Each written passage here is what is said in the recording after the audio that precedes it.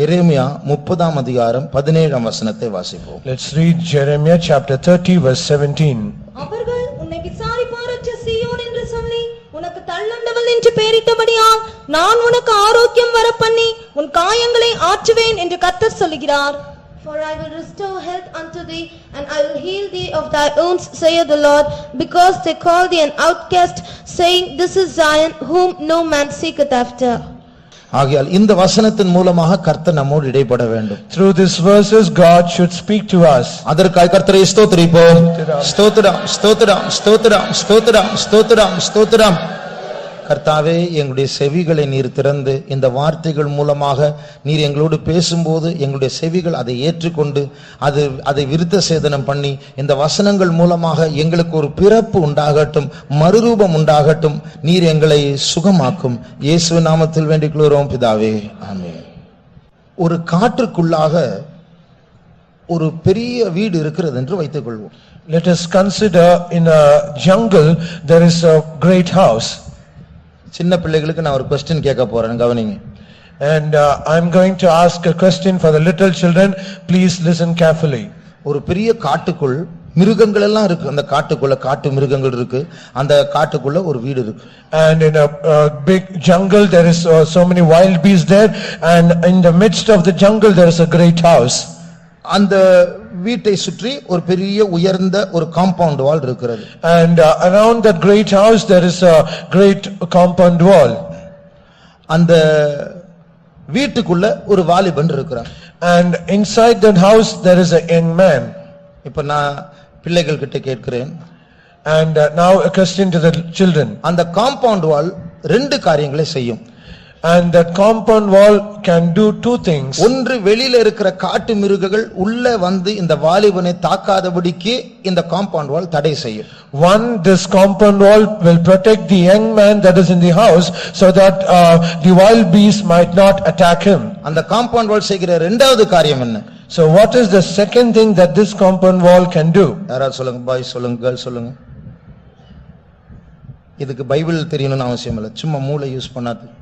அதாவது வெளியில இருக்கிற காம்பவுண்ட் வால் போட்டதனால வெளியில இருக்கிற மிருகங்கள் உள்ள வராது. Because there is a compound wall, the wild beast that is outside of the house, they cannot enter inside the house. வீட்டுக்குள்ள இருக்கிற வாலிபனை அது தாக்காது. They cannot attack the young man that is in the house. இரண்டாவது ஒரு காரணம் இருக்கு. There is another reason. அது என்னது? What is that? Correct answer சொன்னீங்கன்னா ஒரு பென் கிடைக்கும். நீங்க கரெக்டா சொன்னீங்களான்னு செக் பண்ணிக்கோங்க. உள்ள இருக்கிற வாலிபன் வெளியே போக கூடாது. And the young man that is inside the house, he should not go out. அவனை கட்டுப்படுத்துகிற ஒரு சுவர். That is the wall that can control him. இதுதான் உன்னுடைய ஏரியா. இதை தாண்டி போனால் யாரும் உன்மேல் உத்தரவாதம் வைக்க முடியாது. And this is your area. If you transgress or go out of this limit, no one can protect you. ஆகையால் வெளியில இருக்கிற மிருகங்கள் உள்ள வராதபடிக்கு அது பாதுகாக்கிறது. உள்ள இருக்கிற வாலிபன் வெளியே போகாதபடிக்கு அது எச்சரிக்கிறது. அதான் அவனுடைய எல்லை.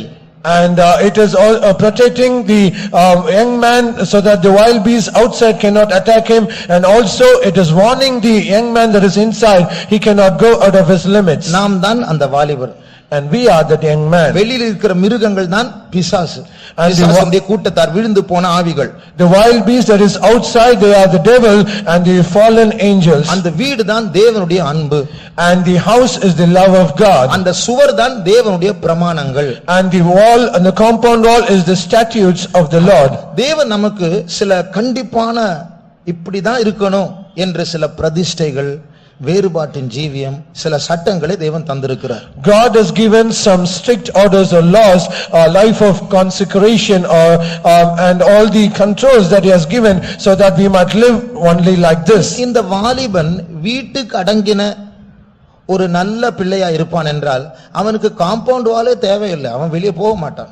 And if this young man is a very obedient boy and he is very good, there is no need for a compound wall for him because he will not go out. இயேசுவை நேசிக்கிற ஒரு நபருக்கு போய் நாம் பிரமாணம் சொல்ல வேண்டிய அவசியம் இல்லை, அவர்கள் தானாகவே பிரமாணங்களை கைக்கொள்வார்கள். To a person who loves Jesus already, there is no need for us to give all the commandments and laws because he himself willingly willingly he will obey it. ஏன் காலையில 4 மணிக்கு எழும்புறது இல்ல? ஏன் இப்படி ஒரு ஆடம்பரமான Dress போட்டுட்டு வர்றீங்க? ஏன் சர்ச்சுக்கு லேட்டா வர்றீங்க? இப்படி எல்லாம் கேட்க வேண்டிய அவசியம் இதெல்லாம் தானாக வீட்டுக்குள்ள இருக்கிறவர்கள் இயேசு நேசிக்கிறவர்கள் கைக்கொள்வார்கள். If we ask them why you are not able to rise up early in the morning, why are you hurrying with all costly dress, why you are not doing all these things, there's no need for us to ask him, because he will do it already out of love. ஆனால் Bible சொல்லுகிறது நியாயப்பிரமாணம் யாருக்கு தெரியுமா? For the lawless and disobedient. பிரமாணம் இல்லாதவர்களுக்கும் கீழ்ப்படியாதவர்களுக்கும் தான் இப்படி compound சுவர் அவசியம். And for the lawless and disobedient, the scripture says to them they need a compound wall. அங்க இருக்கிற மிருகத்தை பார்க்காமல், அங்க இருக்கிற ஆபத்தை பார்க்காமல், அங்க ஏதோ இருக்கிற இன்பத்தை பார்த்து அது விஷம், அது அபாயகரமானது என்று உணராமல் காம்பவுண்ட் வால்ல இருந்து அப்படியே எப்போ பார்த்தாலும் எட்டி பார்க்கிறதான வாலிபனுக்கு காம்பவுண்ட் வால் ரொம்ப முக்கியம். சட்டங்கள் பிரமாணங்கள் ரொம்ப முக்கியம். To the young man who always peeps and just sees what is happening outside, the pleasures outside, and not knowing what is the danger and the poison outside, if he always peeps out and sees, for him he need a compound wall. இன்றைக்கு நான் உங்களோடு பகிர்ந்து கொள்ள போகிறதான தேவ செய்தியின் தலைப்பு காயம், wound. And the topic for this morning's message that I like to share with you is wound.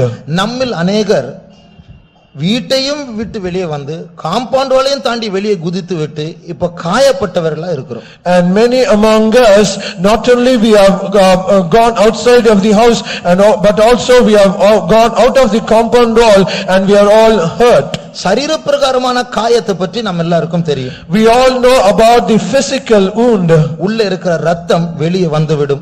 And the blood that is inside, it will come out. அதுல சீடு காணப்படும். We will have pus in it. அதுல வேதனை இருக்கும். We will have pain in it. இதே போல ஆவிக்குரிய ஜீவிதத்திலும் நம்முடைய ஆத்மாவிலும் காயங்கள் இருக்கிறது. So also in our spiritual life as well as in our soul, there is wound. அங்கேயும் ரத்தமும் வேதனையும் இருக்கிறது. ஆனால் அது நம்முடைய சரீரத்திற்கு வித்தியாசமான ஒரு காரியம். Even there we have that blood and pain, but it is something different from our physical body. இன்னும் குறிப்பா சொல்லப்போனால் நம்முடைய புறம்பான சரீரத்தில் நடக்கிற சில காரியங்கள், சில வியாதிகள், சில காயங்கள் நம்முடைய ஆத்மாவில் நடக்கிற சில விழுகைகள், ஆபத்துகளுடைய பிரதிபலிப்பா இருக்கிறது.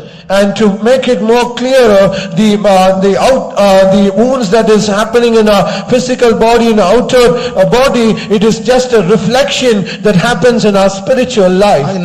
நம்முடைய உடம்புல ஒரு முட்டில ஒரு அடிபடும் போது ரத்தம் வெளியே வருகிறது போல ஆத்மாவில காயம் உண்டாகும் போது அங்கிருந்து ரத்தம் வெளியே வரும். When we get hurt on our knees, as blood comes out of that place, so also if our soul is wounded, there is also blood comes out of it. பைபிள்ல ஒரு வசனம் இருக்கிறது. லேவியராகமம் 17ஆம் அதிகாரம் 11ஆம் வசனம். In the scripture we read in Leviticus chapter 17 verse 11. மாம்சத்தின் உயிர் இரத்தத்தில் இருக்கிறது. மாம்சத்தின் உயிர் இரத்தத்தில் இருக்கிறது.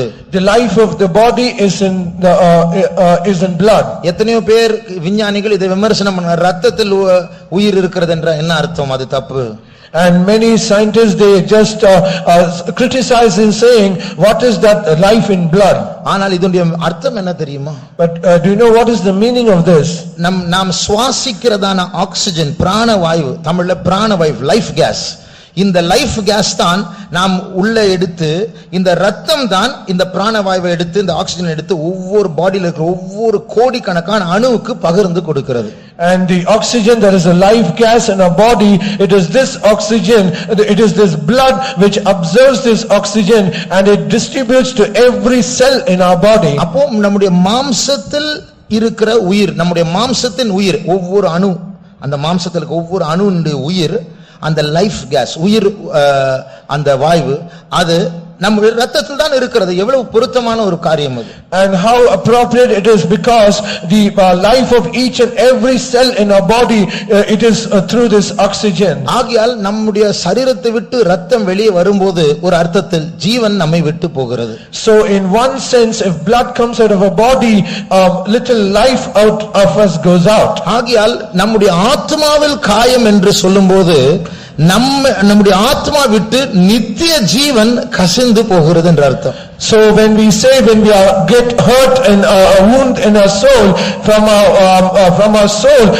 eternal life is going out. அப்ப நம்முடைய ஜீவியத்துல நம்முடைய ஆத்துமாவில் சில காயங்கள் வரும்போது நமக்குள் நித்திய ஜீவன் குறைய ஆரம்பிக்கும். So in our spiritual life, in our soul, if there are some wounds happening, then eternal life, it is on the decrease. சில துக்கமான ஞாபகங்கள் வரும்போது, When we have some sorrowful memories, சில கடந்த கால பாவங்களை பற்றிய குற்ற உணர்வு வரும்போது, when we have some guilty conscience of the past sins in our life, சில நபர்கள் மேல் நமக்கு கசப்பு வரும்போது, when we have some bitterness about someone, ஒரு குறிப்பிட்ட ஒரு பிரச்சனையை பற்றி இது தீராது என்கிற ஒரு அவிசுவாசம் வரும்போது, when we have an unbelief for a particular thing that it will not be solved, நம்முடைய வாழ்க்கையை பற்றி எதிர்காலத்தை பற்றி ஒரு பயம் வரும்போது, when we have a fear of our future, சில பாவங்கள் நம்மை தாக்கும்போது, when some sins they are attacking us, சில அதைரியங்கள் நம்முடைய ஜீவியத்தை தாக்கும்போது, when some discouragements it is attacking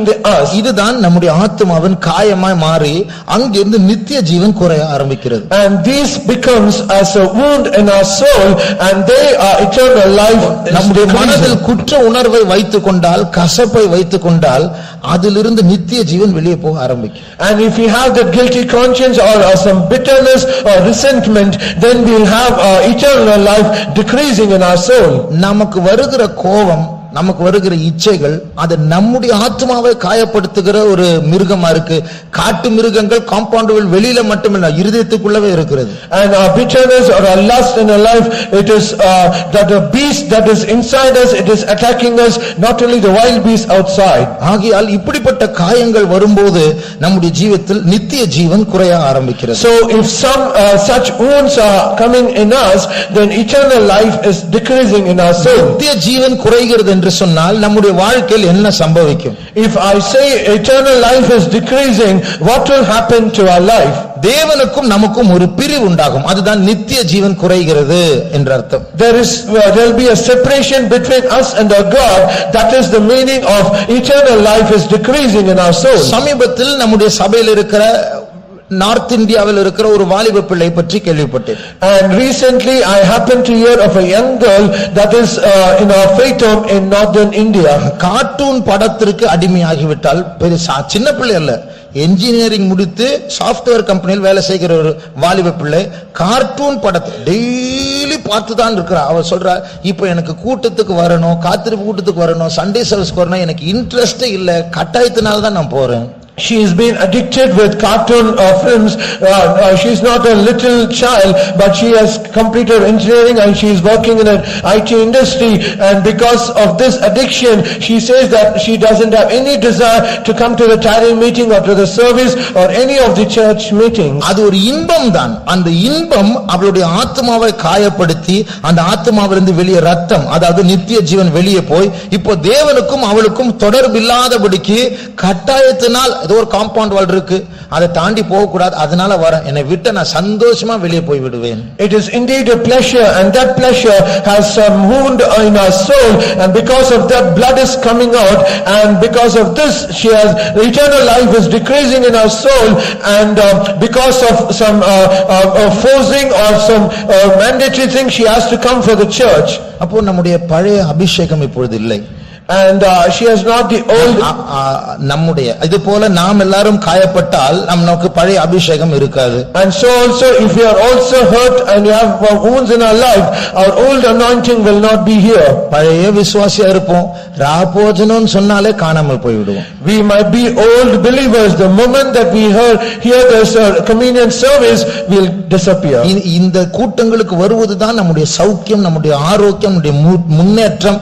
இயேசு சீக்கிரமா வரப்போகிறார், காலமில்லை என்று எத்தனை பிரசங்கள் கேட்டாலும் நமக்கு ஞாயிற்றுக்கிழமை அந்த 10:30 மணிக்கு தான் வருவோம், மீட்டிங் முடிச்ச உடனே காணாம போயிடுவோம். How much ever we might hear coming for this meeting early, and because this coming will be a healing, and this is a secret so that we might be caught up at the coming of the Lord, how much ever they hear, they will just come only at 10:30 on Sunday. இது விமர்சனம் பண்ணும்படியாகவோ குறிப்பிட்ட சிலரை குற்றப்படுத்தும்படியாக சொல்லவில்லை.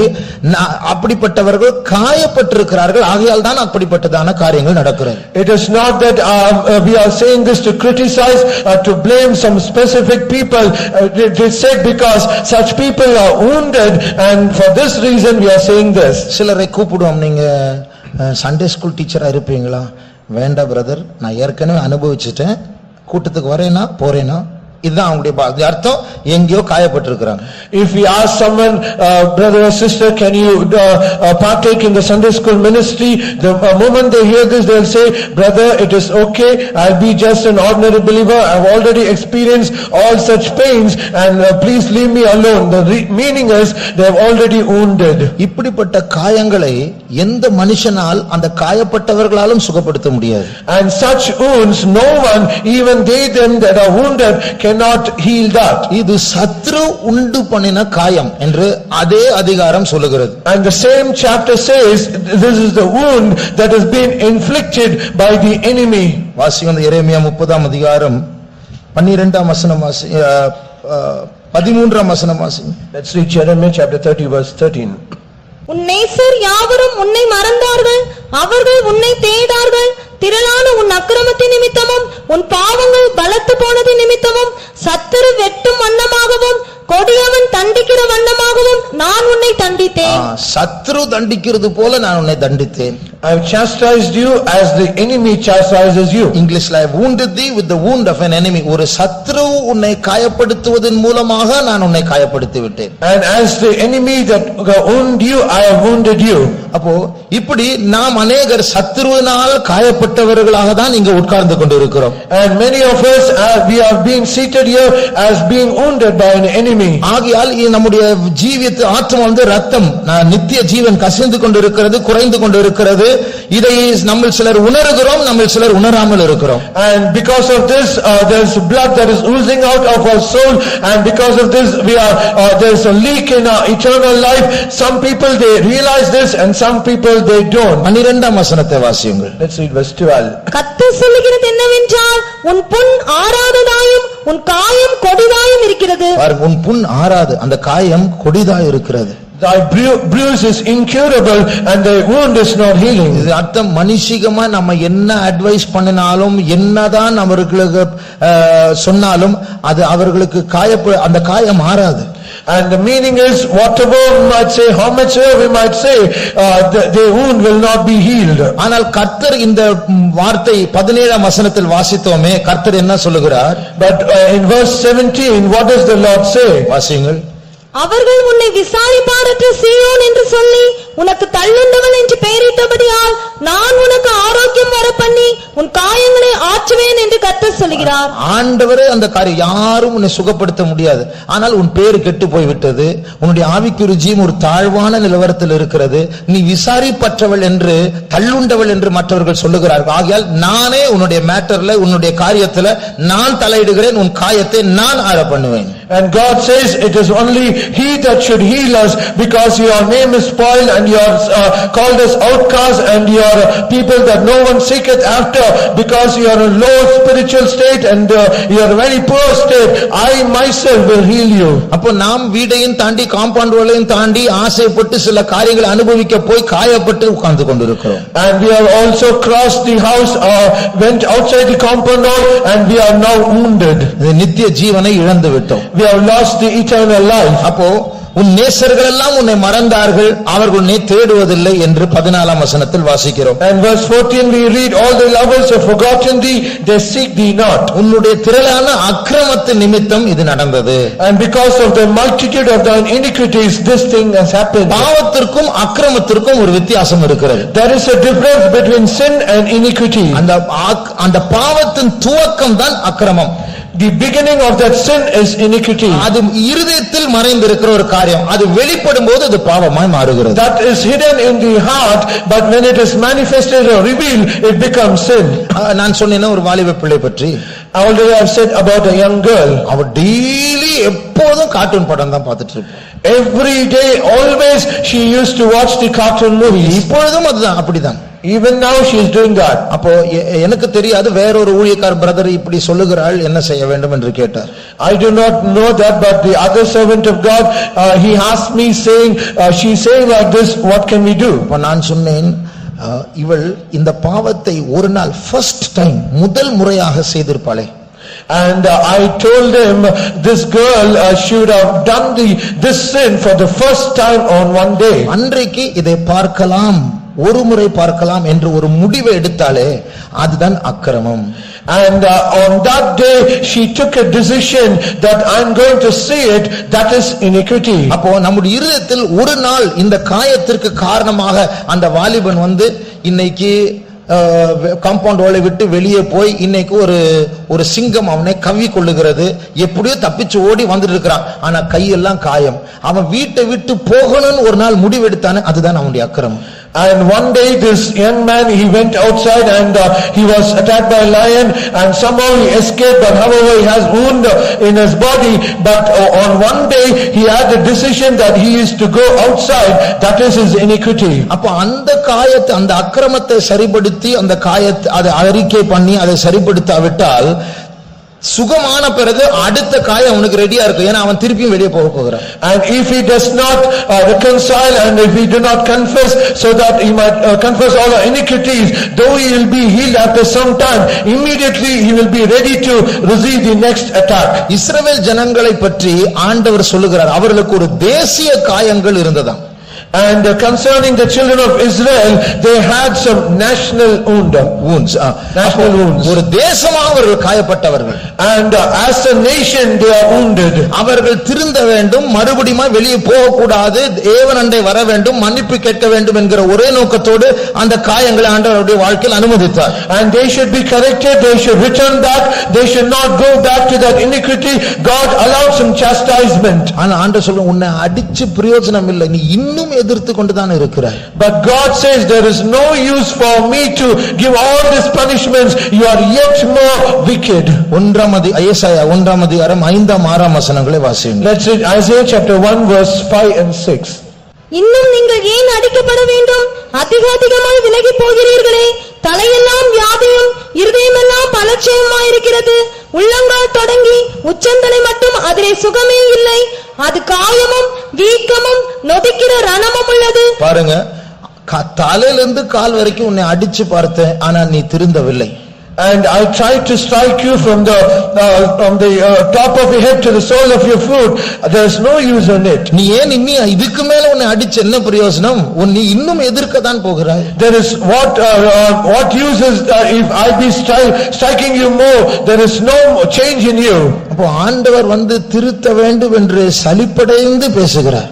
And God is already vexed because he is already tried to correct you, but there is no use. இந்த தேசமாக விலகி போன இஸ்ரவேல் ஜனங்களை பற்றி சொல்லுவதற்கு ஆள் இல்லாமல் ஆண்டவர் 2ஆம் வசனத்தில் வானமே கேள் பூமியை செவிகொடு என்று வானத்தையும் பூமியையும் பார்த்து பேசுகிறார். And to the children of Israel who are revolted against the Lord, and there is no use of saying all these things to them, God now calls to all the sky and the heaven and says, unto you I say this. இப்படி இருந்தாலும் நம்முடைய காயங்களை கட்ட மறுபடியும் நம்மை சுகமாக்க கர்த்தர் ஆயத்தமா இருக்கிறார், விருப்பமா இருக்கிறார். Even though we are in such a state, however God is once again is ready to heal our wound and to bind our wounds. அந்த மூல வசனத்தில் நம்ம வாசித்த அந்த அதிகாரத்தில் யூதாவினுடைய இஸ்ரவேலுடைய 2 பகுதி, வடதேசம் தென் தேசம், இந்த 2 தேசங்களையும் சிறையிருப்பை ஆண்டு திருப்ப போகிறார், மறுபடியும் சொந்த தேசத்துக்கு கொண்டு வர போகிறார் என்றெல்லாம்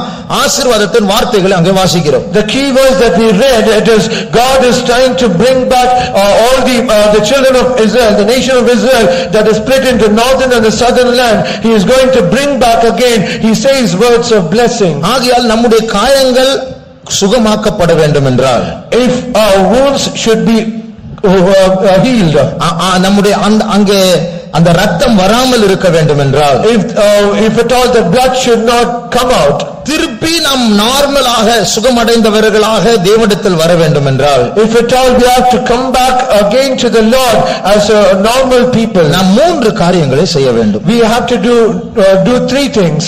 மறுபடியும் ஏசாயா 1ஆம் அதிகாரம் 6ஆம் வசனத்தோட இப்போ வாசிக்காத அந்த பகுதியை வாசியுங்கள். Let's read the verse that you have not read in Isaiah chapter 1 verse 6.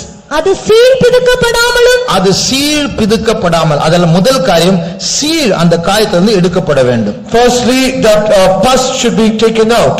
ஆகையால் இந்த சீழ் என்று சொன்னால் என்ன? ஒரு காயத்தில் சீழ் இருக்கு, அது என்னது? அது என்னது அது? If there is a pus in a wound, what is that actually? உடம்புல செத்து போன அணுக்கள் தான் சீழாய் மாறுகிறது. And the white blood cells in the body, when it is dying, they are called pus. அப்போ அந்த சீழ், அதற்குள்ள இன்ஃபெக்ஷன், அதற்குள்ள கிருமிகள், அது விஷ கிருமிகள் இருக்கும். And in that pus there will be germs which has the infection. அந்த சீழ் பிதுக்கப்படாமல் இருக்கும் என்றால் இந்த சீழ் செத்த அணுக்கள் மற்ற உயிருள்ள அணுக்களை தாக்கும். But if this pus is not purified or it is not taken out, this pus which has the infection of the germs, it will also affect and infect the other lively cells. அதனுடைய அர்த்தம் இன்னும் நிறைய சீழ் உருவாக்கப்படும், கடைசியா அந்த சரீரமே, முழு சரீரமே செத்துவிடும். And the meaning is the more pus will be formed and all the cells will be infected, finally the whole body will die. ஆகையால் முதலாவது காரியம் சீழ் பிதுக்கப்பட வேண்டும். The first thing, the pus should be taken out. இது ஆவிக்குரிய ஜீவிதத்தில் நம்முடைய ஆத்மாவில் உள்ளதான காயங்கள் சுகமாக்கப்பட வேண்டும். ஆத்மாவின் சீழ் மாற வேண்டும் என்றால், பிதுக்கப்பட வேண்டும் என்றால் என்ன செய்ய வேண்டும்? So if at all this pus should be taken out from our soul, what should we do? அதுதான் பாவ அறிக்கை. That is the confession of sin. இப்பொழுது சொன்னது போல பாவத்தை, ஆண்டவரே நான் நிறைய சினிமா பார்க்கிறேன், அன்னைக்கு நான் கெட்ட வார்த்தை பேசிட்டேன், பொய் சொன்னேன், இது மாத்திரமல்ல, இதற்கு பின்னாடி அக்கிரமம் என்கிறதான ஒரு ஆரம்பம் இருந்தது, அதெல்லாம் சொல்லி அறிக்கை பண்ண வேண்டும். As I now said, there is no use when we say, oh Lord, I've done this by confessing it, but we should think the first day, the first iniquity that we have done on one day. ஒரு விபச்சார பாவத்தில் ஒருவன் விழுந்தால் அதற்கு ஆண்டவரிடத்திலிருந்து இரக்கம் பெற்று மன்னிப்பு பெற வேண்டும் என்றால் அந்த செயலுக்கு மாத்திரமல்ல, அந்த செயல் ஒரு நாள் மனதில் ஒரு ஆரம்பம், ஒரு அக்கிரமம் பிறந்தது, அதிலிருந்து ஆரம்பிக்க வேண்டும். If at all a person who is an adulterer is not only he should confess to receive the mercy of the Lord, but however he should think of the one day initially he made a decision or had a desire to commit such a mistake. டாக்டர்ஸுக்கு, நர்சஸுக்கு தெரியும், சீழ் எடுக்கும் போது இரக்கம் பாராட்ட மாட்டான். அந்த இடத்துல anaesthesia கொடுத்து அதை பிரஸ் பண்ணி எல்லா ஏரியாவில் உள்ள எல்லா சீழ் அந்த ஓட்டை வழியா வெளியே வரும்படியாக முயற்சி செய்வார். And all the doctors and the nurses, they already know they will not have any mercy to bring out all the pus in the body. They will give all anesthesia and also they will somehow try to bring out all the pus from that hole. Pastor மனாசேயுடைய சரீரத்துல அந்த கட்டி அதை clean பண்ணிட்டு இருக்கும்போது நான் பக்கத்தில் நின்று கொண்டிருந்தேன். And while the wound in Pastor Manasseh's leg was cleaned, I was beside him. ஒரு பெரிய ஓட்டை இருந்தது. And it had a great hole. இதை கிளீன் பண்றவங்க சிசர்ஸ் எடுத்து அதுல காஸ் போட்டு பக்கத்துல அந்த சிசர்ஸை திருவி ஓட்டை போடுறாங்க. And the people who are cleaning this wound, they took a gauze and they attached it to scissors and they put that deep into that wound and they are trying to clean all the pus around it. He is trying to dig a hole into the body. Dig a hole into that wound and trying to clean it. Not into the wound, into the body. Into the body. அதுல ஓட்டை இல்ல, ஓட்டை உருவாக்குறாங்க. And there is no hole there, but however they are trying to create a hole. ஏனா எந்த சீழ் அங்க இருந்தா மறைஞ்சிருந்தா சைடுல எங்கேயோ இருக்கும், அதுக்கப்புறம் அது ஸ்ப்ரெட் ஆகி வேற பக்கத்துல வந்துரும், மரணம் வரக்கூடாது. அதனால எல்லா சீழும் வெளியே கொண்டு வரணும், ஃபுல்லா பாவ அறிக்கை பண்ணணும். And so because if at all that some pus is left somewhere, it will spread all through the body and it will bring death. So all places, everything should be cleansed. ஆகில் ஏதோ அரைக்குறையான ஒரு அறிக்கை செய்வது மற்றவர்களை அதனால தான் பைபிள்ல சொல்லியிருக்கு, பாவத்தை மறைக்கிறவன் வாழ்வடைய மாட்டான். அப்ப அந்த பஸ், அந்த சீட் அங்க உள்ள இருந்து அவனுக்கு மரணத்தை தான் கொண்டு வரும். And we should not do any half-hearted confession, as it is said, he that covereth sin, he shall not prosper. So we should confess it wholly. சரீரத்தில் சீடு பாய்சனா இருந்து பரவி சரீரத்தை கொல்லுகிறது போல அறிக்கை செய்யாத பாவங்கள் ஆத்மாவுக்குள்ள விஷமா இருந்து அது ஆத்மாவை கொன்றுவிடும். As the pus inside the body, if it is not cleaned wholly, it will affect the whole body and bring about death. So also if there is unconfessed sins in our soul, if it is not confessed in the right way, then it will bring death to our soul. இதனாலதான் சரியான உண்மையான பாவ அறிக்கை பண்ணாம மனம் திரும்பாம ஞானஸ்நானம் இருக்கிறது கியூல நிக்கிறதான அந்த பரிசேயர்களை பார்த்து யோவான் ஸ்நானகர் திட்டுகிறார். விரியன் பாம்பு குட்டிகளை உங்களை யார் ஞானஸ்நானம் எடுக்க சொன்னது? நீங்க ஞானஸ்நானம் எடுக்கிறதுனால வரப்போகிற கோபத்திலிருந்து தப்பி விடலாம் நினைக்கிறார்களா?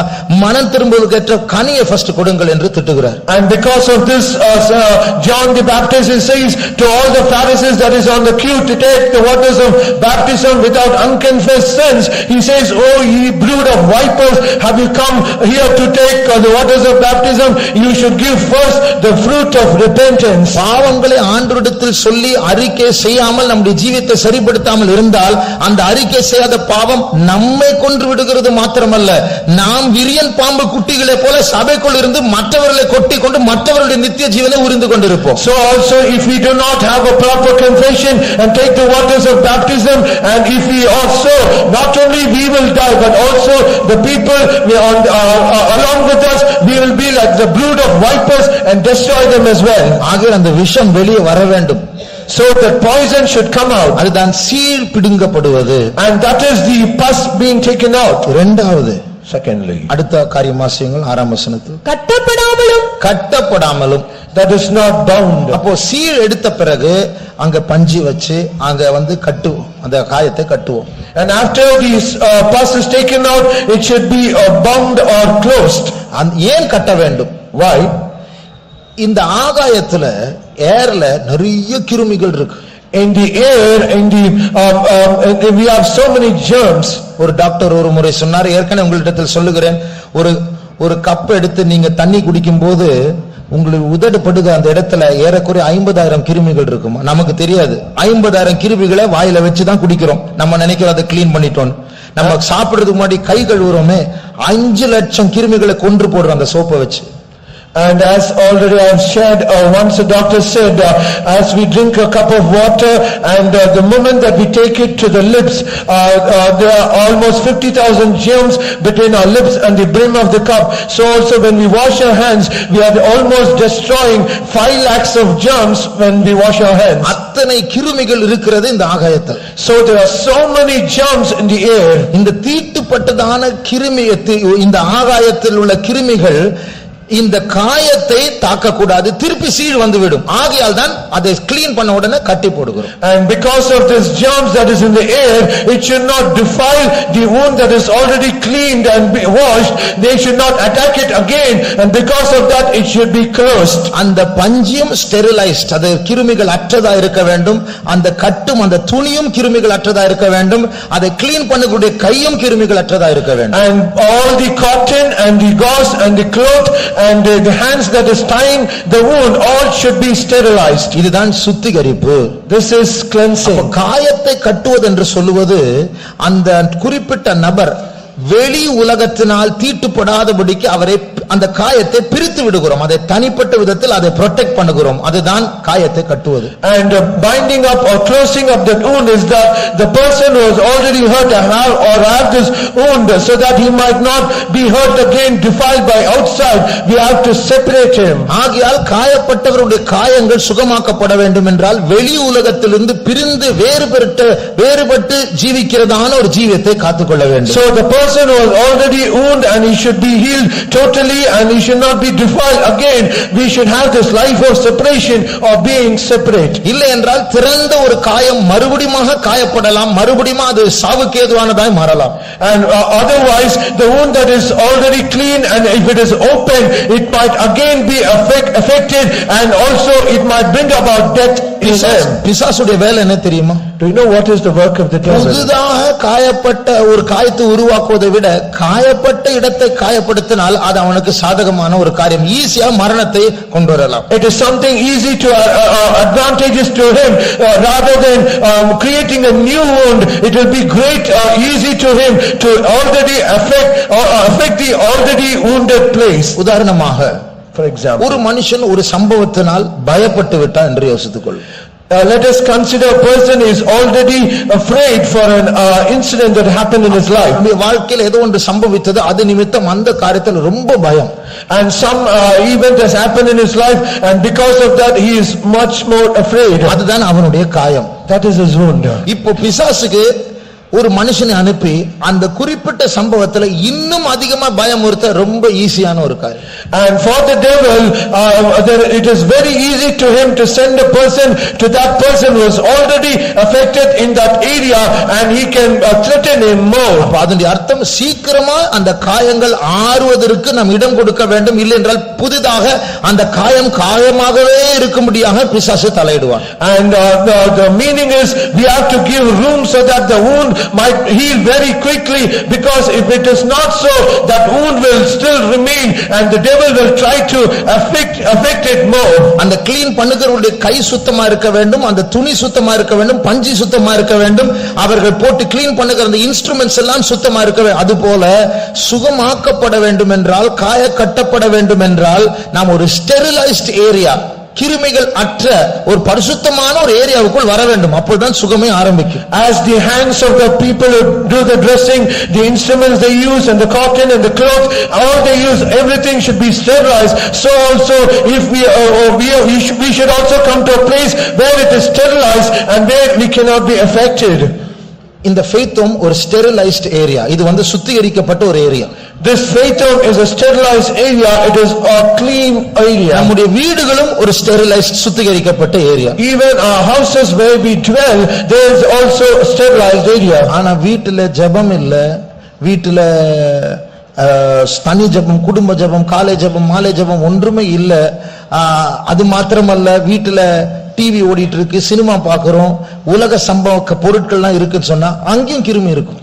But on the other hand, if we do not have personal prayer, morning prayer, evening prayer, common prayer, or praising, whatever, all the praise, if we do not have, not only that, if we have a television going on and all the worldly things are in the house, that is not a sterilized area. நம்முடைய mobile போன்ல தேவையில்லாத படங்கள், photos எல்லாம் வைத்தால் அங்கேயும் கிருமிகள் இருக்கும். And if we have some unwanted pictures or videos in a mobile phone, there is also sin in that. இதை வைத்து பிசாசு ஈஸியா நம்முடைய காயங்கள் ஆறாமல் அவன் பார்த்துக் கொள்வான். Through this Satan will take care so that our wounds are not healed quickly. ஆகையால் நம்முடைய காயங்கள் கட்டப்பட வேண்டும், சுகமாக்கப்பட வேண்டும் என்றால் சுத்தமான ஒரு இடத்திற்கு வர வேண்டும்.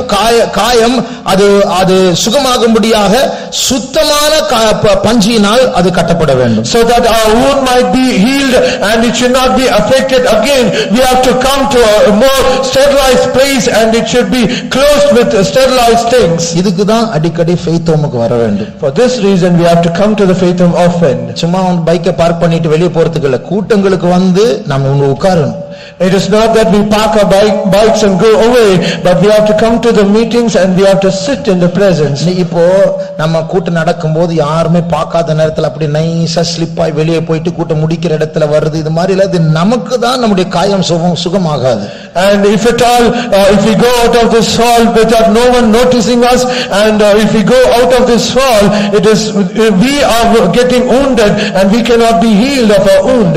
அப்போ தேவனுடைய வார்த்தை, தேவனுடைய சமூகம், இதுதான் ஸ்டெரிலைஸ்ட் ஏரியா. அங்க வந்து நம்முடைய காயங்கள் கட்டப்படும் போது அங்க பிசாசு தாக்க முடியாது, அங்க சீக்கிரம் சுகம் உண்டாகும். And the word of God, the presence of God, they are the sterilized area, and if we come to that sterilized area and if our wound is closed and it is bound with that sterilized cloth, we can be healed, because Satan cannot come to that sterilized area. சீக்கிரமா ஒரு பெரிய யுத்தத்தில் நாம் எல்லாரும் பங்கெடுக்க போகிறோம். Very soon we are going to partake in a very great battle. சுகம் அடையாமல் நாம் யுத்தத்தில் பங்கெடுத்தால் திருப்பி திறந்த காயத்தில் அவனுடைய அக்கினி அஸ்திரங்களை அனுப்புவான், நாம் அதரியப்பட்டு தான் திருப்பி வருவோம். If we go and take part in that battle without wounds being healed, and if it is an open wound, Satan will attack with his fiery darts and he will make it more worse. ஆகையால் நம்முடைய காயங்களை கட்டுவது என்று சொன்னால் எங்கிருந்து கிருமிகள் வருகிறது என்ற அந்த காரியங்களை கண்டுபிடித்து அதை சரிப்படுத்த வேண்டும், அதை விட்டு விலக வேண்டும். And if at all we have to wounds to be healed, we should understand where that germs is coming and we should close it out. தவறான மியூசிக் கேட்டா அந்த ஸ்பீக்கர் வழி, அந்த ஹெட்போன்ஸ் வழியா கிருமிகள் நம்முடைய இருதயத்தை தாக்கும், காயங்களை திறந்து விடும். If we hear some wrong music through that speaker on the phone or whatever it is, through that spirits will attack us. Cinema பாட்டுகளுக்கு அடிமையா இருந்தா நம்முடைய இருதயம் காயப்படும். அதுல ஒரு பிரதிஷ்டை செய்தால் தான் சுகமே உண்டாகும். அதான் காயத்தை கட்டுவது. If we are addicted to listening cinema songs, then that is also a wound. Only when we make a decision or consecration, our wounds will be healed. சில விசுவாசிகளுடைய ரிங்டோனே சினிமா பாட்டு தான். இங்க கேட்டதில்லை, ஒருவேளை இனிமே கேட்க போறேன்னு தெரியல. கேட்கறதுக்கு முன்னாடி அதை எடுத்து விட்டால் நல்லது. And some other mobile phones, the ringtone itself is a movie song. I have not heard till now, perhaps I might hear it. So before that, please remove it. ஆகையால் நம்முடைய காயங்களை கட்ட வேண்டும் என்றால், அது சீக்கிரமாய் ஆற வேண்டும் என்றால் நம்முடைய காயங்களை கட்ட வேண்டும். அதுல ஒரு வேறுபாட்டு ஜீவத்தை காத்துக்கொண்டு சில காரியங்களை பிரதிஷ்டை செய்ய வேண்டும். So if our wounds has to be healed and if it is be closed, so we have to have some life of consecration and preserve the life of separation. மூன்றாவது, Thirdly, இந்த வசனத்தை மூன்றாவது காரியம் வாசிங்க. எண்ணெயினால் ஆற்றப்படாமலும் இருக்கிறது. எண்ணெயினால் ஆற்றப்படாமல் இருக்கிறது. it is neither mollified with ointment. எண்ணெய் ஊற்றும் போது அதற்கு காரணம், ரெண்டு காரணம் இருக்கிறது. When an oil is poured on the wound, there are two reasons. ஒன்று, அந்த வசனத்தில் சொல்லப்பட்டிருக்கிறபடி வேதனை குறைந்துவிடும். One, as it is said in that verse, your pain will decrease. அது நம்முடைய ஜீவியத்துல கூட கர்த்தர் இந்த காயங்கள் சுகமாகுகிற நேரத்தில் எண்ணெயை போல அவருடைய கிருபையை நாம் தாழ்த்தி பெற்றுக்கொள்ள வேண்டும். So also in our spiritual life, when our wounds are getting healed, we should receive the grace of God as an oil to that wound. ஒரு முறை ஒரு வாலிப பிள்ளை இப்படி சொன்னார். Once a young girl, she said like N this, பாவத்தை ஜெயிக்க நான் ஃபாஸ்டிங் எடுத்திருக்கிறேன், அழுது இருக்கிறேன், ராத்திரி கூட நான் ஜெபிச்சிருக்கிறேன், அதனால இனி நான் ஜெபிக்க மாட்டேன். and to overcome my sin, I have taken fasting and I have already prayed all through the night. I have no results, so henceforth I will not pray. இப்படியெல்லாம் செய்தும் எனக்கு விடுதலை கிடைக்கவில்லை, ஆகையால் இனிமேல் நான் ஜெபிக்க போகிறது. Having done all these things, I have not been delivered from my sin, so henceforth I will not pray. அப்போ நான் சொன்னேன், Then I said, இப்படி நீ ஜெபிக்க மாட்டேன்னு நீ சொல்றதுனால சுகம் கிடைக்குமா? and you say, because he's saying that you are not pray, are you going to get the deliverance? வேற எங்க போற சுகத்துக்கு? So to where are you going to go apart from this? ஆண்டவர் ஒரு அநீதியான நியாயாதிபதியை போல பதிலளிக்காத நேரத்தில் நீ ஒரு விதவையை போல அவரை அலட்ட வேண்டும். And if God appears sometime as the unrighteous judge who is not answering your prayers, you should make him compelled to answer your prayer. You should trouble him with your You should trouble him with your prayer. அப்போ அவரே சொல்லுகிறார், நான் ஒரு அநீதியான நியாயாதிபதியை போல உன் ஜெபங்களுக்கு சில நேரத்தில் பதில் கொடுக்க மாட்டேன், ஆனால் நீ விதவையை போல என்னை அலட்டிக் கொண்டே இருக்க வேண்டும். And he himself says that I will be sometimes as an unrighteous judge and I will not answer your prayer, but you as the widow, you should keep on troubling me. ஒரு தத்துவ ஞானி இப்படி சொன்னார், in times of trouble we tend to move away from God, but where? அதாவது நமக்கு கஷ்டம் வரும்போது, பிரச்சனை வரும்போது, ஆண்டவர் பதில் சொல்லாமல் இருக்கும்போது, இதெல்லாம் தேவனெல்லாம் சும்மா கூப்பிட்டதெல்லாம் வேஸ்ட், நம்ம போவோம், எங்க போவோம்? And one philosopher says, in times of trouble we get to move away from God, but where we are going to? So in all these trials and tribulations, when we get fainted, but we are going away from him, but where are we going to go? திருப்பி தாழ்த்தி அவர்கிட்ட தான் வரணும். We have to humble ourselves and we have to come back only to him. அப்போ அவர் எண்ணெயை தருவார், அந்த காயத்தை ஆற்றக்கூடியதான எண்ணெயை அவர் தருவார். Then he will give that oil, the oil that can heal that wound. அது மாத்திரமல்ல, இந்த காயம் அந்த எண்ணெயை போடும்போது சீக்கிரமாக அது அந்த காயம் மூடப்படும். And when this ointment is applied on that wound, it will be healed very quickly. அப்போ அந்த ஹீலிங், அந்த சுகமாக்குதல் சீக்கிரமாய் வர வேண்டும் என்றால் விசுவாசம் எண்ணெயை போல நமக்குள் பெருக வேண்டும்.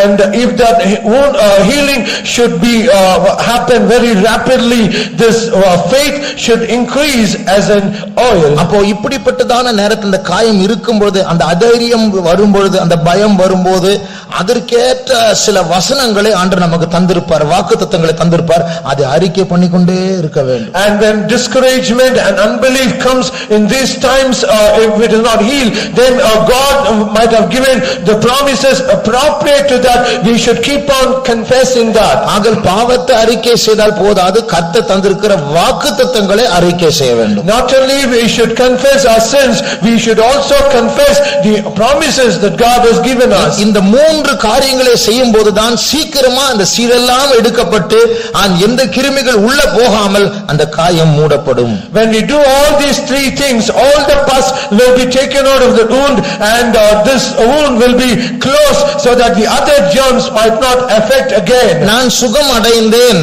நான் மறுபடியும் நார்மலா ஆரோக்கியமா இருக்கிறேன் ஆத்துமாவில் என்று சொல்லும் பொழுது அதற்குரிய அறிகுறி என்ன? And what is the sign when we say I have been healed perfectly and I have been being as a normal person? திருப்பி அந்த காட்டுக்குள் இருக்கிற வீட்டுக்குள் வந்து விடுவோம். And we'll come back to that house, we who are outside in the jungle. அந்த காட்டில் இருக்கிற வீட்டுக்குள் வருவது மாத்திரமல்ல, இனிமேல் வெளியே போக மாட்டோம். அந்த வீடு தான் நம்முடைய தங்கும் இடம். Not only we have come back to the house from the jungle, henceforth we will not go outside of that house, because that house will be the place of our dwelling. சுருக்கமாய் சொல்ல போனால் அந்த ஆரோக்கியமுள்ள ஆத்மா இப்பொழுது சொல்லும், நான் இயேசுவை நேசிக்கிறேன். In short, that healthy soul will say, now I love my Jesus. இஸ்ரவேல் ஜனங்களை ஆண்டவர் நியாயப்பிரமாணத்தை வைத்து உள்ளே கொண்டு வர விரும்பினார். And to the children of Israel, God tried to bring them back through all the laws and statutes. ஆண்டவர் 10 கற்பனைகளை கொடுத்தார். God gave them the 10 இந்த commandments. 10 கற்பனைகளில் ரெண்டே அன்பு பிரமாணங்கள் மறைந்திருந்தது. And inside this 10 commands, only 2 commands about love, it is hidden. அந்த 10 கற்பனைகளுடைய முதல் 4 கற்பனைகள் தேவனோடு இருக்கிற உறவில் பூர்த்தியாகும். And the first part of the 10 commandments, the 4 commandments, it is the relationship that we have with our God. It is fulfilled by a relationship with God. It is fulfilled by the relationship that we have with our God. 5ஆம் கற்பனையிலிருந்து 10ஆம் கற்பனை வரைக்கும் அந்த 6 கற்பனைகள் பிறரோடு இருக்கிற ஆரோக்கியமான அன்பை வைத்தால் இதை கைக்கொள்ளலாம். And the commandment from 5 to 10, the 6 commandments, it is the relationship that we have to have with others. ஆகையால் தான் அந்த 10 கற்பனைகளை ரெண்டாய் அன்பின் பிரமாணங்களை சுருக்கி ஆண்டவர் சொல்லுகிறார், உன் தேவனாகிய கர்த்தரை முழு ஆத்மாவோடு முழு பலத்தோடு முழு மனதோடு நீ அன்பு கூறுவாயாக, உன் பிறனை உன்னை நீ நேசிக்கிறது போல நீ நேசிப்பாயாக. And for that reason Jesus, he reduced the 10 commandments into 2 commandments of love. So the first is love the Lord thy God with all thy soul, with all thy strength, with all thy mind, with all thy heart, and love thy neighbor as thyself. அப்ப இப்படி நம்ம ஆண்டவரை நேசிக்க ஆரம்பிக்கும் போது அந்த compound வாலுக்குள்ள தேவனுடைய அன்பு மறைந்திருக்கிறது. ஏதோ கட்டுப்படுத்துகிறது அல்ல, கட்டாயப்படுத்துகிறது அல்ல. அந்த அன்பினால் உள்ள இருக்கும்போது, அந்த அன்புக்குள் வரும்போது திருப்பி காயமே இருக்காது. And as when we loving our Lord Jesus like this compound wall, it will not appear as something that is controlling us or something that is very strict to us, but however we'll see that love that is inside that compound where we are loving the Lord more. எல்லா பிரமாணங்களையும் மீறி அந்த compound உள்ள வாளை நாமே உடைத்து விட்டு எல்லா மிருகங்கள் வீட்டுக்குள் வந்தது போல் இருக்கிறது சிலருடைய வாழ்க்கை. In some people's life it is appearing as though they are transgressing all that love, going out of that love and destroying all the walls. ஆகையால் கர்த்தர் நம்முடைய ஜீவியத்தை புதுப்பிக்க விரும்புகிறார். நம்முடைய காயங்களை அவர் ஆறப்பண்ண நார்மலாய் ஆரோக்கியமுள்ளவர்களாய் மாற்ற அவர் விரும்புகிறார். So God is desirous to renew our life, and he is also desirous to heal our wound and bring back us to a normal life. ஆண்டவரிடத்தில் அறிக்கை செய்து விடுதலை இல்லையா? And is there no deliverance after confessing to the Lord again and again? உங்களுக்கு தெரிஞ்ச அறிமுகமான ஊழியக்காரர்கள் கிட்டயோ மூத்த விசுவாசிகள் கிட்டயோ நம்பக்கூடியவர்கள் அதை எடுத்து சொல்லுங்கள்.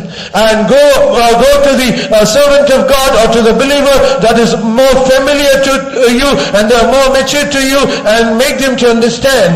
அவர்கள் உங்களுக்காக ஜெபிப்பார்கள். They will pray for you. அப்போ அந்த சீழ் பிதுக்கப்படும். And that soul pus will be brought out. அவர்கள் சில ஆலோசனைகளை சொல்வார்கள், இனிமேல் இப்படி செய்யாதிருங்கள். And they will give you some counsel, henceforth henceforth do not do like this. இனிமேல் இப்படி செய்யுங்கள். Henceforth do like this. அப்படி செய்யும்போது நம்முடைய காயத்துல பஞ்சி போட்டு கட்டி போடுகிறோம். When they obeyed accordingly, then we are placing cotton and we are putting cloth over it. மூன்றாவது எண்ணெயை ஊற்ற வேண்டும். நாம் போய் தாழ்த்தி தேவ சமூகத்தில் கிருபை பெற்று விசுவாசத்தினால் அறிக்கை பண்ணி கர்த்தர் என்னை கைவிட மாட்டார், அவர் எனக்கு எத்தனை வாக்குத்தத்தங்களை தந்திருக்கிறார், மனுஷன் வாக்கு மாறலாம், தேவன் வாக்கு மாற மாட்டார் என்று விசுவாசத்தை பலப்படுத்த வேண்டும். And the third thing, as pouring oil into that wound, we have to go to the presence of God, humble ourselves, and we have to pray to the Lord. Henceforth, hitherto the Lord has preserved me, and henceforth he will also preserve me.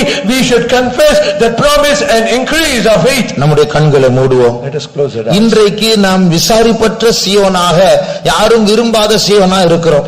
Today we are being like a Zion that is not inquired by others, and we are like outcasts. காரணம் என்னவென்றால் எருசலேமும் காயப்பட்டிருக்கிறது, சீயோனும் காயப்பட்டிருக்கிறது. The reason is both Zion and New Jerusalem has already been wounded. அப்புறம்பாக்கப்பட்டவர்களை pole காணப்படுகிறோம்.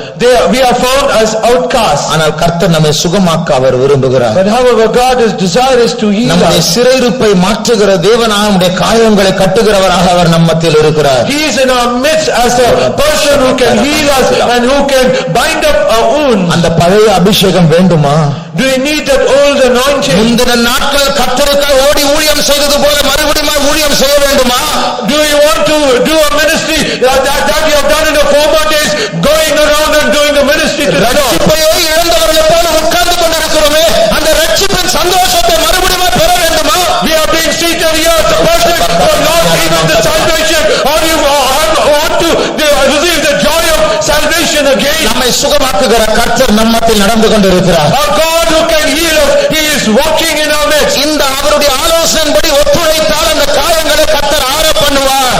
And he will heal the wound that is not doing up with him. ஒப்பு கொடுக்கிறவர் கரங்களை உயர்த்துவோமாக. All those who yield, lift up your hands. நம்முடைய பரிகாரியாகிய கர்த்தர் சரீரத்தின் காயங்களை மாத்திரமல்ல, ஆத்மாவின் காயங்களையும் அவர் சுகமாக்கி நமக்குள் ஆரோக்கியத்தை அவர் கட்டளையிடுவார். Our God who is a healer, he is not only a healer to our body, he is a healer to our soul, and he will heal us and make us a normal person. கரங்களை உயர்த்தினவர்கள் கவனியுங்கள். All those who lift up their hands, listen. நாம் விசுவாசித்தால், if we believe, இந்த கூட்டத்துக்கே வராத காயப்பட்ட சிலர் இருப்பார்கள். there are people who are wounded, they are not able to come to this meeting. அவர்களுக்கு கர்த்தர் நம்மை டாக்டராய் மாற்றி அவருடைய காயங்கள் நம் மூலமாய் ஆறும்படியாக கர்த்தர் செய்வார். For them God will make us doctors, and through us God will heal their wounds. குற்றுயிராய் கிடக்கிறவர்களை உயிர்ப்பிக்கும்படியாக சுகமாக்கும்படியாக சில நல்ல சமாரியர்களை கர்த்தர் சபையில் எழுப்ப போகிறார். God is going to raise up good Samaritans so that they might heal the people who are half dead. முதலாவது நம்முடைய காயங்கள் ஆறும்படியாக ஒரு நிமிடம் நாம் ஜெபம் பண்ணுவோமா? Firstly, so that our wounds might be healed, let us pray for 1 minute. உங்களுக்குள்ள என்ன காயம் இருக்கிறது உங்களுக்கு தெரியும். You know the wounds that is in your life. எனக்குள்ள என்ன காயம் இருக்கிறது என்று எனக்கு தெரியும். And I know the wound that is in my life. அது ஒரு குற்ற உணர்வா? Is it a guilty conscience? இல்லைஎன்றால் அது ஒரு பாவ தொடர்பா? Or is it a relationship with sin? இல்லைஎன்றால் ஒரு உலக ஆசையா? Or is it a love of the world? இல்லைஎன்றால் மாறாத ஒரு அதைரியமா? Is it that discouragement that is not? இல்லையென்றால் ஒரு பயமா? Or it is a fear? இல்லையென்றால் ஒரு அவிசுவாசமா? Or it is an unbelief? அது எதுவா இருந்தாலும் இப்போது ஆண்டவரை நோக்கி கூப்பிடுவோமா? Whatever it is, let us now call unto the Lord. ஆத்தும நேசர், ஆத்தும டாக்டர் நம் மத்தியில் உலாவிக் கொண்டிருக்கிறார். Beloved of us, sir, doctor of us, sir, he is moving in our midst. அறிக்கை செய்தார், அவரை சீழை அவர் எடுத்து போடுவார். If we confess, the Lord will remove that pus out of it. வேதனை உணராதபடிக்கு என் கிருபை உனக்கு போதும் என்று அவர் சொல்லுவார். He will give us the grace and say, my grace is sufficient, so that you might not feel the உன் pain. பலவீனத்தில் அவர் பலன் பூர்ணமாய் வெளிப்பட போகிறது. In your weakness, his grace shall be perfect. ஜெபிப்போமாக. Let us pray. அறிக்கை பண்ணுவோமாக. Let us confess. கர்த்தரிடத்தில் உண்மையை பேசுவோமாக. Let us speak truth to the Lord. மறுபடியும் சொல்லுகிறேன், பாவத்தை மறைக்கிறவர்கள் வாழ்வடைய மாட்டார்கள். Once again I say, he that covereth the sin shall not prosper. பரிசுத்தவானை போல் நடித்து கொஞ்ச நாட்கள் அட்ஜஸ்ட் பண்ணி வாழலாம். இயேசுவின் வருகையின் போது பாதிக்கப்படுவோம். You can act like a saint and you shall live ordinary, but at the coming of the Lord you shall be left behind. ஏமாற்ற வேண்டாம், நம்மை நாமே ஏமாற்றுகிறோம். பாவத்தை அறிக்கை செய்து வாழ்வடைவோமாக. Do not deceive, you are being deceived by yourself. Let us confess and let us live. ஒரு நிமிடம் தருகிறேன், ஆண்டவரிடத்தில் வாய்களை திறந்து அறிக்கை பண்ணுவோமாக. I give you 1 minute, open your mouth and confess to அந்த the Lord. சீழை உள்ள வைக்க வேண்டாம். Let us not keep the pus அந்த inside. விஷம் ஒரு நாள் நம்மை கொன்று போடும். That poison will kill us one day. அதை அறிக்கை செய்து வெளியே கொண்டு வருவோமாக. Let us confess it and bring it out. நம்முடைய பரம டாக்டர் ஒரு படியை நாம் எடுத்தால் அவர் 10 படி எடுத்து அடி எடுத்து அவர் நமக்கு சுகத்தை தருவார். When we take one step and our heavenly doctor, he will take 10 steps and he will enable us to confess. ஆண்டவரே எங்களை தாழ்த்துகிறோம் அப்பா. எங்களுடைய ஆத்துமாவில் இருக்கிற எல்லா காயங்களை மாற்றுகிற கர்த்தர் நீர் ஆண்டவரே. சரியான ஒரு மனம் திரும்புதல் பாவ அறிக்கை உண்டாகட்டும் ஆண்டவரே. பரிசேயரை போல மாயமாலம் செய்து வாழ்ந்தது போதும் ஆண்டவரே. விரியன் பாம்பு குட்டிகளை போல நாங்கள் சபையில் இருக்க கூடாது. மற்றவர்களை கொல்லக்கூடாது, இடரலாய் மாறக்கூடாது. உண்மையான விடுதலையை தாரும் ஆண்டவரே. காயங்களை கட்டுகிற பரம வைத்தியரே, நீர் எங்கள் மத்தியில் ஒரு சுத்திகரிப்பின் வேலையை செய்ய விரும்புகிறீர் ஆண்டவரே. எங்களை பரிசுத்தப்படுத்தும் ஆண்டவரே. உம்முடைய சித்தம் இல்லாமல் வீட்டை விட்டு காம்பவுண்ட் வாளை விட்டு நாங்கள் வெளியே போய் ஆசைப்பட்டு அடிபட்டு வந்து விட்டோம். அந்த அக்கிரமத்தை மன்னியும் ஆண்டவரே. எங்களுடைய அக்கிரமங்களை மன்னியும் ஆண்டவரே. இப்பொழுது உம்முடைய இரத்தத்தினால் எங்களை கழுவும் சுத்திகரியும் ஆண்டவரே. எங்களை மறுபடியும் சேர்த்துக் கொள்ளும் ஆண்டவரே. Thank you Lord. ஸ்தோத்திரம் இயேசுவே, ஸ்தோத்திரம் இயேசுவே, ஸ்தோத்திரம் இயேசுவே, ஸ்தோத்திரம் இயேசுவே, ஸ்தோத்திரம் இயேசுவே, ஸ்தோத்திரம் இயேசுவே, ஸ்தோத்திரம் இயேசுவே, ஸ்தோத்திரம் இயேசுவே. இரண்டாவது நாம் சில பிரதிஷ்டைகளை செய்ய வேண்டும். Secondly, we should do some consecrations. நான் இனிமேல் பாவமும் செய்ய மாட்டேன், ஆனால் அந்த காரியத்தை நான் விடவும் மாட்டேன் என்று சொல்லி நாம் அட்ஜஸ்ட் பண்ணி வாழக்கூடாது. திருப்பி காயம் வரும். We should not adjust and live saying, I will not do that sin anymore, but however I cannot leave that sin. We should not live like that. பிரதிஷ்டை செய்வோமாக. Let us make a consecration. Compound சுவரை எழுப்புவோமாக. Let us build up a compound அந்த wall. கிருமிகள் அந்த மிருகங்கள் மறுபடியும் நம்முடைய வீட்டை தாக்காதபடிக்கு நம்மை நாமே பாதுகாத்துக் கொள்வோமாக. Let us protect ourselves so that the germs of the beast might not attack us once again. உன்னை சுத்தமுள்ளவனாய் காத்துக்கொள். Preserve yourself as a pure man. ஒரு விசுவாசிக்கும் அவிசுவாசிக்கும் செய்ய அநியாயமான நுகத்தில் பிணைக்கப்படாதிருங்கள். Let us not be entangled in this thing so that we might not be deceived. ஆகையால் நீங்கள் இவர்களை விட்டு புறப்பட்டு வெளியே வந்துவிடு. அப்பொழுது நான் உங்களுக்கு தகப்பனாய் இருப்பேன், நீங்கள் என் குமாரர்கள் குமார்த்திகளாய் இருப்பீர்கள். So come out from them and separate yourselves, then I shall be your father and you shall be my sons and daughters. உலகத்திலும் அதில் உள்ளவைகளிலும் அன்பு கூறாதிருங்கள். Love not the world and the things of the world. ஒருவன் உலக ஆசை வைத்தால் பிதாவுடைய அன்பு அவரிடத்தில் இல்லை. If any man love the world, the love of the father is not in him. விபச்சாரக்காரர்களே, விபச்சாரிகளே, தேவனுக்கு உலக சிநேகம் தேவனுக்கு விரோதமான பகை என்று அறியாதிருக்கிறீர்களா? Oh, ye adulterers and adulteresses, do ye not know the love of the world is enmity to God? வேண்டாம், அந்த உலக பொருள் வேண்டாம். Let us not need that worldly அந்த thing. உலக ஆசை வேண்டாம். Let us not have the worldly desire. திருக்குள்ள கோணலான அந்த ஆசை வேண்டாம். Let us not have the crooked and the desire in us. கர்த்தர் நம்மை சுகப்படுத்த விரும்புகிறார், நாமும் அந்த காயத்தை திறக்க விரும்புகிறோம். God has desired us to heal us, but however we try to open the wound. அந்த காயங்களை மூடி விடுவோமாக. Let us close that wound. கர்த்தர் நம்மை பரிசுத்தமாக்கும்படி ஒரு ஸ்டெரிலைஸ்ட் ஆன சுத்தமாக்கப்பட்ட அவருடைய சமூகத்திற்கு நம்மை கொண்டு வந்திருக்கிறார். God has brought us to a holy place and a sterilized place so that we might be healed. மூடப்பட்டவர்களாக திரும்பி போவோமாக. Let us return back as we have been closed. அந்த குறிப்பிட்ட காரியத்தில் நாம் அதை மூடிக்கொள்வோமா. இனிமேல் செய்ய மாட்டேன், பார்க்க மாட்டேன், போக மாட்டேன், உடுத்த மாட்டேன், அணிய மாட்டேன் என்று முடிவெடுப்போமா.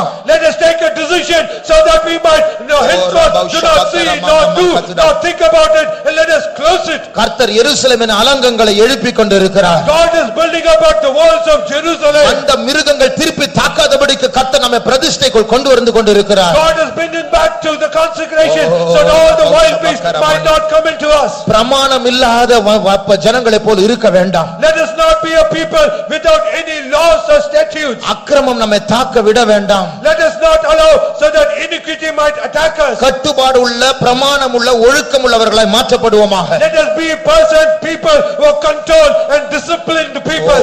ஒரு காலத்தில் வேறுபாட்டின் ஜீவம் சபையில் இருந்தது. இப்போது கொஞ்சம் கொஞ்சமாக எல்லாரும் பிரியப்படுத்தும்படியா எல்லா விதமாக ஜனங்கள் நடந்து கொண்டிருக்கிறார்கள். Once this church had a greater consecration, but however little by little to please others it is on the decrease. காயப்பட்டு அடி வாங்கி தான் திருப்பி ஓடி வர வேண்டும். And we have to be stricken and we are wounded and we have to come back. ஆலோசனை கர்த்தராக கர்த்தர் நம்மத்தில் நடந்து கொண்டிருக்கிறார். As a counselor he is moving in our midst. அவருடைய இரத்தத்தை நம்மேல் பூசிக் கொண்டிருக்கிறார். He is applying his blood upon us. நம்முடைய பிரதிஷ்டைகளை புதுப்பிப்போமாக. Let us renew our consecration. உறுதியான தீர்மானத்தை செய்வோமாக. Let us make firm decisions. மூன்றாவது, Thirdly, அந்த வேதனை உணராதபடிக்கு so that we might not feel that pain. என் கிருபை உனக்கு போதும் என்று கர்த்தர் சொல்லுகிறார். God is saying, my grace is sufficient for அது you. சுகமாக கொஞ்சம் நேரம் ஆகும், அதுவரைக்கும் என் கிருபை உனக்கு போதும். It will indeed take some time to be healed, but till then my grace is sufficient for you.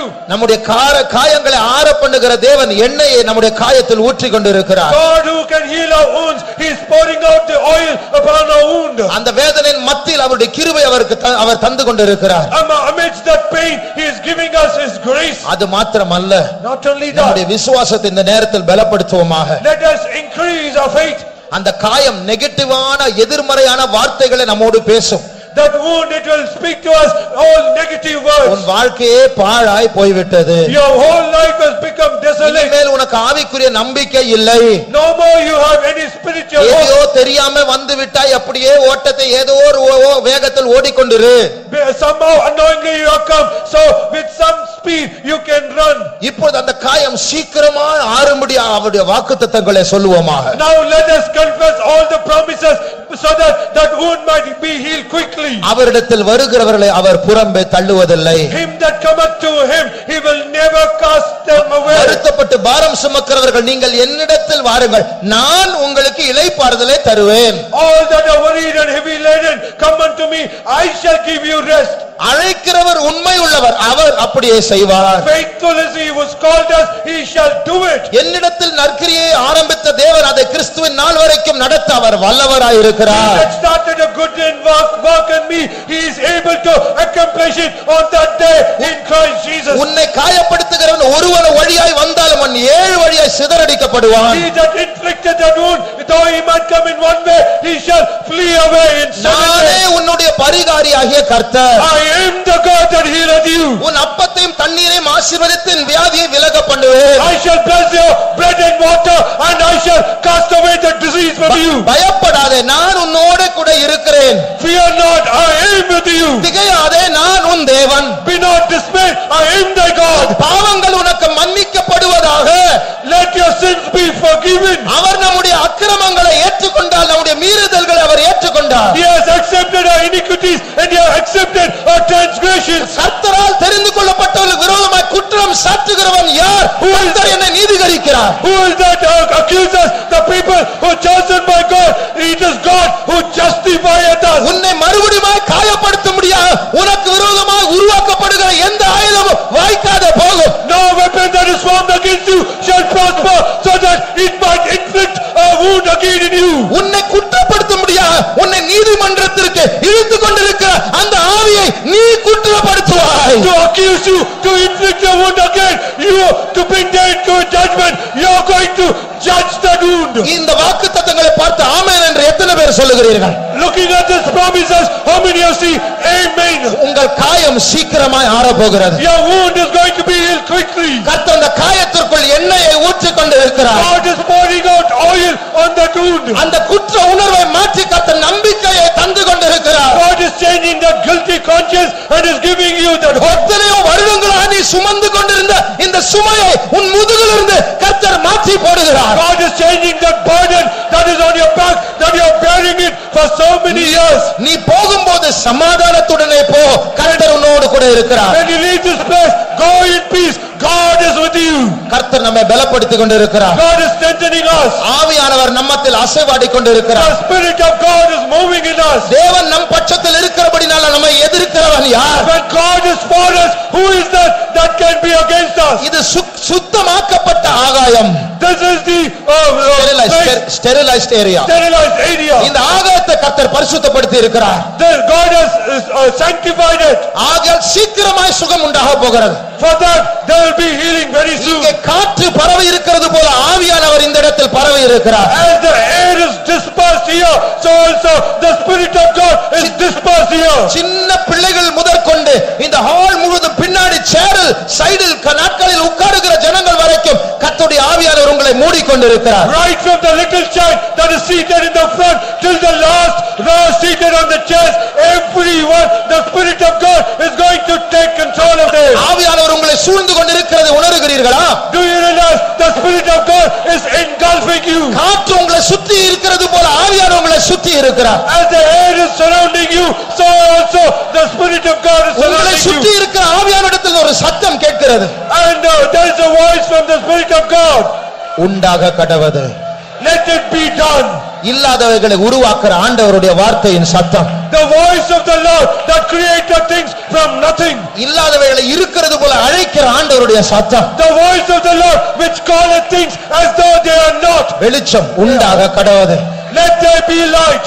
வெளிச்சம் உண்டாக கடவது. Let there be light. சுகம் உண்டாக கடவது. Let there be healing. காயம் ஆற கடவது. Let there be healing in the wound. அந்த கர்த்தருடைய சத்தத்தை கேட்டு மகிழ்ந்து களிகூருவோமாக. Let us rejoice and be glad hearing the voice of the Lord. மரணமே உன் கூரங்கே, பாதாளமே உன் ஜெயம் எங்கே? Oh death, where is the sting? Oh hell, where is the victory? பரலோகத்தின் தேவனே நமக்காக வழக்காடிக் கொண்டிருக்கிறார்.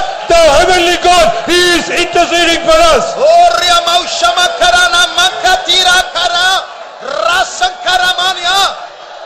உன்னை காயப்படுத்தும்படியாக சத்ரு உன்னுடைய காயத்தை பார்த்து உன்னுடைய அம்பை அக்னி அஸ்திரத்தை எய்து கொண்டிருந்தான். And the devil was trying to inflict you on the wound and is sending fiery darts upon you. ஆனால் கர்த்தர் உனக்கு விசுவாசம் என்னும் கேடகத்தை தந்திருக்கிறார். But however, God has given the shield of faith. கர்த்தர் உன் கையில் ஆவியின் பட்டயத்தை தந்திருக்கிறார். He has given the sword of the Spirit in your hand. அவனுக்கு கேடகம் இல்லை, நீ அவனை வெட்டுவாய், அவன் காயப்பட்டு போகிறான். And he has no shield, you can smite him and he will be wounded. எழும்பி அவனை துரத்தி வெட்டக்கூடிய ஒரு அபிஷேகத்தை கர்த்தர் தந்து கொண்டிருக்கிறார். God is giving you anointing so that you might arise and smite him. அந்த வல்லமையை பெற்றுக்கொள்வோமா? Let us receive the power. ஷமனா Tura சத்துரா கரபாரியா Tura நமக்கரமௌ ஷபக்கரம கத்ரா கரம ஷபக்கரமனா திரமௌ ஷபக்கரமனா திரா திரா ரபக்கலமனா துரே. சீக்கிரமா ஒரு சபையாக நாம் எழும்ப போகிறோம். Soon we are going to arise as a church. தேவன் நம்மத்தில் எழும்ப போகிறார். God is going to arise in us. நம்மை காயப்படுத்தின, நம்முடைய முற்பிதாக்களை காயப்படுத்தின, சபையை காயப்படுத்தின அந்த வல்லமைகளை நாம் துரத்த போகிறோம். We are going to try out the powers that have wounded our forefathers, the church and ourselves. அதனால் ஓட முடியாது. They cannot flee. அதை விட நாம் வேகமாய் ஓட போகிறோம். Because we are going to run faster than them. நம்முடைய கை அதன் பிடரியில் இருக்க போகிறது. Our hands will be upon their neck. அதன் மேல் கர்த்தர் எழுதி இருக்கிற நியாய தீர்ப்பை நம் மூலமாய் அவர் செலுத்த போகிறார். And God is going to pronounce the judgment upon them through us. யுத்தத்திற்காக அழைக்கப்பட்டவர்களே களிகூர்வோமாக. All those who are called for battle, arise and rejoice. ரமௌஷமனந்தரமானியதுதகஷபக்கரமானியதுரே நிரபௌஷமக்கரமானியதுரே